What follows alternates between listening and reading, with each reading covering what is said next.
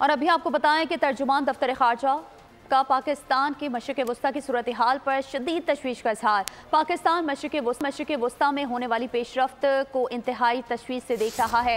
तर्जुमान दफ्तर खारजा कई माह से पाकिस्तान गजा में जंगबंदी और खित्ते में कशीदगी के खात्मे के लिए बैनुल अक़वामी कोशिशों की ज़रूरत पर जोर दे रहा है। मज़ीद तफसीलात जानेंगे नुमाइंदा खुसूसी सलमान आवाज़ से। जी सलमान, बताइए।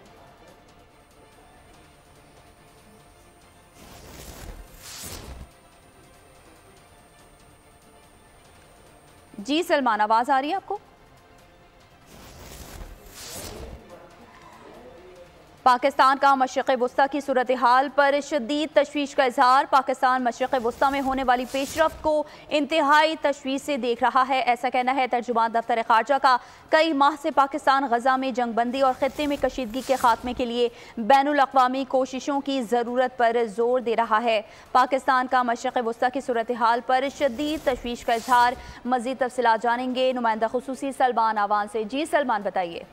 जी बिल्कुल, हम बात कर रहे थे पाकिस्तान ने बाज़ाब्ता तौर पर मौजूदा जो डेवलपमेंट हुई है, इंतहाई संगीन सूरत हाल है, इसके ऊपर अपना रद्द-ए-अमल जाहिर कर दिया और पाकिस्तान ने एक तो तमाम फरीकैन से मुतालबा किया है कि वो इस सूरत हाल के अंदर डी-एस्केलेशन की तरफ जाएं, सूरत हाल को स्टेबल करने की ज़रूरत है और एक फौरी तौर पर जो ऐसे इक़दाम हैं वो लिए जाने चाहिए ताकि कशीदगी के अंदर कमी आ सके। तर्जुमान दफ्तर खारजा ने जो बयान जारी किया है उसमें पाकिस्तान की जानिब से मौजूदा जो डेवलपमेंट्स हैं मिडल ईस्ट के अंदर, मशरिक़ वस्ता के अंदर, उनके ऊपर इंतहाई तशवीश का इजहार किया गया है और कहा है कि पाकिस्तान मौजूदा सूरत हाल को, जिस तरह से ये सूरत हाल वकूफ़ पज़ीर हो रही है, इसको बहुत तशवीश की निगाह से देख रहा है। पाकिस्तान कई माह से इस बात पर जोर देता चला आया है कि जो गजा के अंदर सूरत हाल है उसको ठीक किया जाए, उस सीज़ फायर की भी कोशिशें की जाएं ताकि जो खित्ता है मशरिक़ वस्ता का पहले ही बहुत ज़्यादा हसास तरीन खित्ता है, इसके अंदर कशीदगी को मजीद फैलने से रोका जा सके। 2 अप्रैल को पाकिस्तान ने वादे किया था, निशानदेही की थी कि जिस तरह से इसराइल ने